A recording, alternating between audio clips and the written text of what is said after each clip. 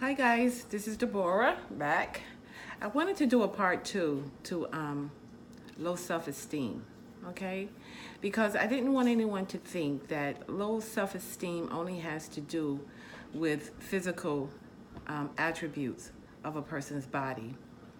Low self-esteem can also be the mentality that a person feels about themselves. And a lot of times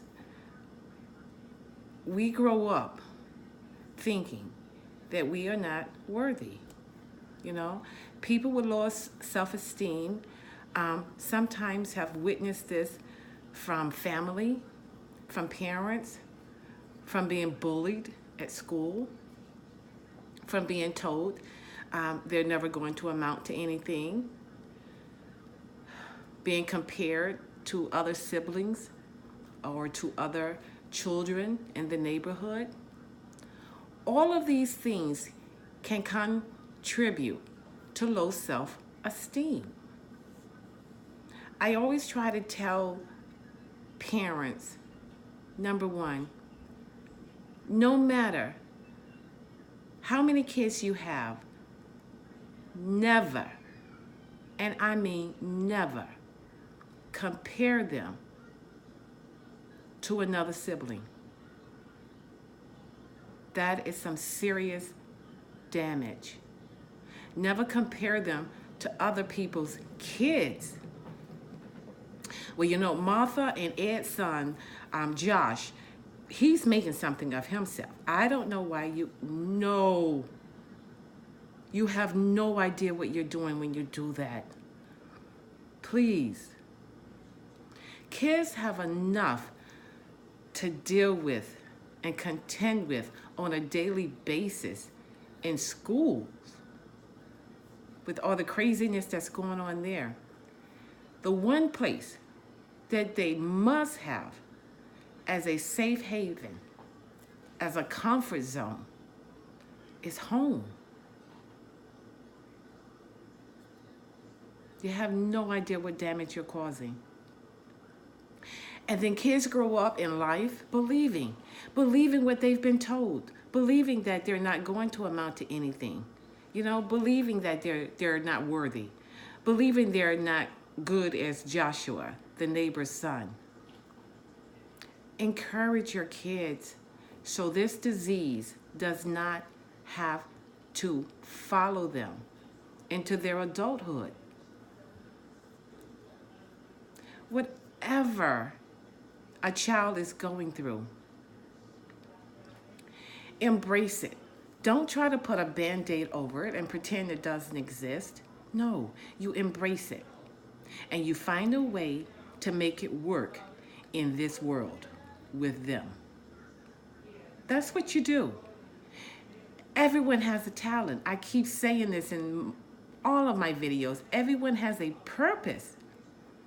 And just because we don't walk in the light of someone else doesn't mean we don't have light. We are all lights on the hill as adults and as children. I said before, self-esteem, low self-esteem is very, very damaging. And it is something that if it's carried out for a long period of time, it is almost irreversible. Because it's hard to clean out those opinions. It's hard to believe that what someone has said about you isn't true. Because what happens is, when people have low self-esteem and they've been told that they're not as good as anyone else, they won't strive to be good. They end up wallowing in those thoughts. Those thoughts become their life. And that's the life they walk out. And then when they grow up, we always want to say, well, I just can't understand how he turned out that way. Yeah, you can. Let's think about what you might have done to contribute to it. Embrace your kids. Embrace whatever it is that they have going on in their lives, even if you don't understand it. You know, if your kid comes home every day from school and all he wants to do is draw, don't, jump on him for that. That's all you do. You sit around and all you do is draw. Why don't you go outside and play with the other kid? La, la, la, la, la, la. Come on. Get him interested in art. The only way to kill the disease is to embrace it and find the good in it, so that this thing does not carry out into adulthood, okay? Because once it carries out into adulthood, these people, God, they're so stuck. They don't know how to love. I mean, they know how to love. I'm not saying it like that, like, oh my God, they don't know how to love. Yeah, they know how to love, but they're so afraid that they're going to be a disappointment to whomever that they love, that they never give them fully of themselves. It's a wall that they've built up. And most of the time, it is so hard to break that wall down in adulthood. You can't do it. You can't even climb over it. You can try and chisel at it, but by the time you get an opening where you can get in, you're so exhausted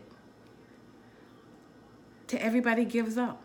The person who's doing the chiseling and the person who's on the other side of the wall just give up. And this is why I say every day, tell someone you love them. Tell someone you care. Extend a hand. Invite them to your home for dinner. And don't do it in a self-pity way. Oh, I pity you, so I'm going to invite. No. Come on.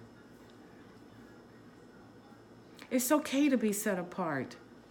It's okay to be different. But if these people have, no role models to show them that it's okay, then they're never going to be. There's so much to this disease, and I call it a disease. There's so much to it.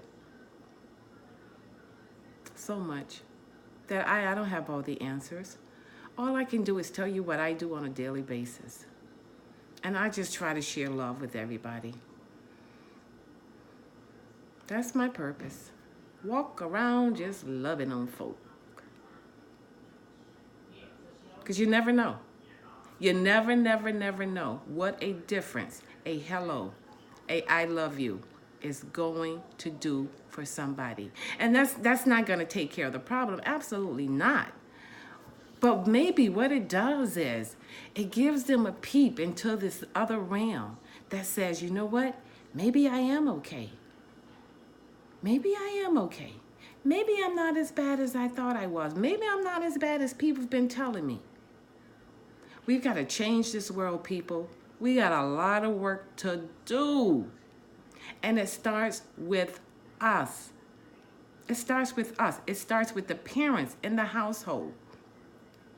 It starts with the teachers in the school. It starts with a stranger walking down the street. There's not a day that should go by that you should walk past a person and not say hello. I don't care if they don't speak back, because you know what I do? When I walk past a person and I say good morning or good afternoon and they don't say anything to me, I just keep walking and I turn around and I say it where they can hear it. I'm very fine. I'm doing great today. Thank you so much for asking. I answer it for them. It's the least I can do. I give them that one for free. It costs nothing.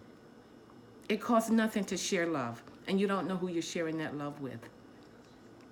But there are so many people walking around with low self-esteem, and they can't get past it.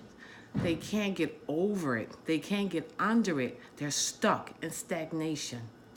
So low self-esteem can stem from thousands of things, not just physical attributes, just so many things. But the only thing we can do is when we see someone who seems to be not on their best, but you know they're good people. You know in their heart they're good people. Embrace them. Embrace them.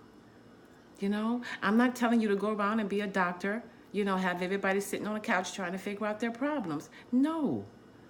Sometimes a simple hello, just to say, you know what, you got a friend here, just may help. Do research on low self-esteem. You may notice someone having it that you didn't notice before. And if you do, like I said before, just be a support for them, because there's no meds for this. It is all done in love. Love on someone today. Tell someone, hey, and I love you. Because I love you. Said it, and I mean it. So I am going to bid you guys shalom, peace to you, to yours, and to your dwellings. I will talk to you guys later. Bye.